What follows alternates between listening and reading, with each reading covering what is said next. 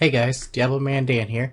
In this video, I wanted to share some Paragon leveling tips with you from things that I've actually picked up and learned, and while I've been leveling my Paragon as well. First, show you that I'm currently only level 13 Paragon, so it gives me a 39% Magic Find and Gold Find boost, which is pretty nice. That's where I currently am. See, I'm still way early in the whole leveling deal here, but I've gone through and tested a couple different runs that I've been doing here in Act 3 and come up with my current run, and it's been doing pretty well for me so far. First thing, talk about a little bit of gear wise here. As you can see on my helmet, I switched out my Magic Find gem for increased bonus experience, and I got the 27% gem in there. If you're going to be leveling your Paragon, then definitely probably want to make sure you have a bonus experience gem, as it helps out tremendously. There's some items you can get in the game currently that give you that. Give you a bonus percentage to your experience. Leoric Signet, it's like level 14 ring.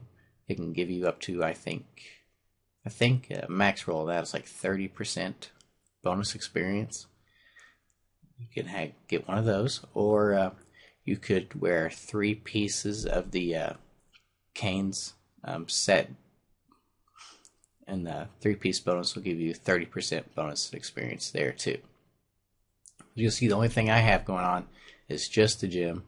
I couldn't imagine taking out 3 pieces of my gear and going with like a level 51, 52, which the Canes pieces are.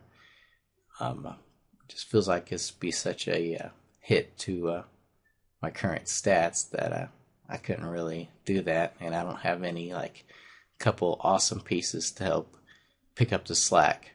So I've avoided doing that. The Leoric Signet, I thought about doing that as well, but I looked at the prices on the auction house and obviously don't have 100 million gold extra to spare just to buy one. So that kind of canceled that out too. But if you can afford those kind of things, then you can go with that if you want to. But you can see I just opted not to. Okay, now let's talk about runs a little bit.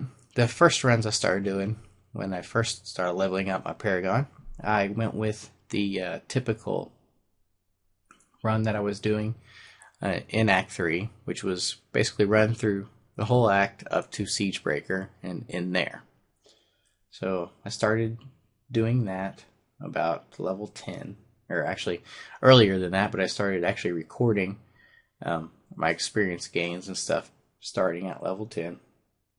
That was taking me about 55 minutes to get all the way through, and it was only netting me 10.3 million experience an hour, which in terms of experience per hour, I'm not totally sure what a good ratio is, or what I should be looking forward towards there, but that's just kind of where I'm at. 55 minutes, 10.3 million.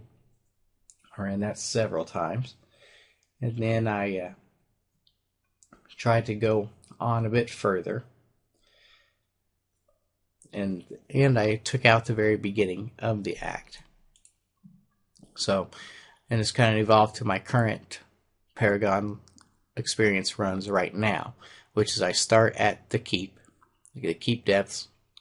I walk through the entrance actually up here and go all the way through level 1, level 2, and level 3. And when I get to the end of level 3, 5 stacks of Nephilim Valor is pretty much where I want to be at. But after there, I port to the Bridge of Corsic, and once I'm there, I just kind of run along the south. I don't even go through the entire map, the outdoor map, because those are pretty big. So I just kind of go south, and I want to make sure I hit the spots where the here, I'll show you real quick, where the catapults had been destroyed at. You'll see here, there's a spot there, there's a spot there, and then one up there. Those are kind of the areas that I want to hit. Let's kill these guys. The reason I want to hit those little areas there is because usually when the catapults are there, that's where a bunch of mobs will fly down, and then there's usually just pretty big groups there that you can fight.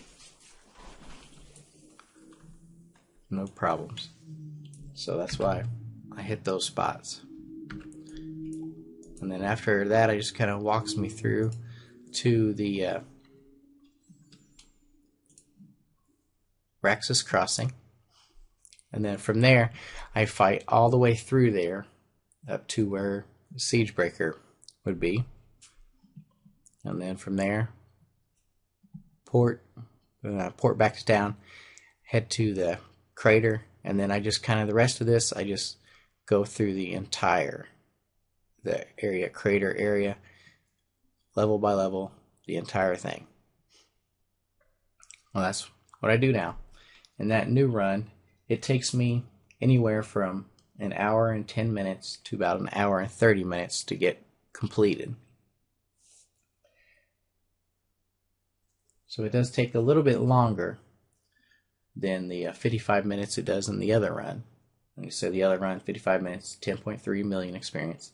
But these runs here, hour 10 minutes to hour 30 minutes, I can net anywhere between 15.6 million to 18.6 million. So you can say like an hour and 30 minutes, about 18 million, roughly. So in about 3 hours, that's what, 36 million. So that works out pretty well there if you were to do a couple runs back to back. So yeah, and I thought the extending it out a little bit was what gave me a huge gain. That's probably because I already had 5 stacks of Nephilim Valor going, and that gives you like 70-ish, I can't remember off the top of my head, percentage to bonus experience. But that's always helpful. And that's kind of where I'm at right now, leveling in Act 3. So just kind of hit the keeps, do the keeps. After the keeps, head to the bridge, hit the areas where the catapults had been destroyed at, because usually there's where the big concentration of mobs are. And you always want huge concentrations of mobs to kill at one time, because you don't want to fight them one by one, because that'll take forever and you won't get hardly any experience. A lot of people like to focus on the bonuses, the massacre bonuses and stuff. They can be a nice little bonus experience, but personally I don't necessarily worry about them all that much, because they don't give that much more experience. But this can be a nice bonus. So definitely packs is where it's at. So keeps, do all the keep levels, bridge, Corsic, head you to the Raxus Crossing, and then all the way through the crater, all the way to the end. And actually I do end by killing Asmodan. Some people prefer not to kill bosses, but he takes a couple minutes. It's no big deal. And who knows, he might drop something good. I doubt it though. But that's the way I look at it, and the path I choose for my Paragon leveling. If this video has helped you guys, definitely make sure you subscribe. If you haven't already, if you have any questions, or if you know of areas or routes or paths to take that can net more experience per hour than that, then definitely let me know, because I'm always looking, and I'll still be testing. I got a huge sheet here that I'm kind of filling out and trying out different things to see how the experience gains come and go at those as I level up on this tune. So definitely be sharing that stuff with you guys in the future. But definitely do want to hear from you guys. So But that is it for today, and I will talk to you guys next time.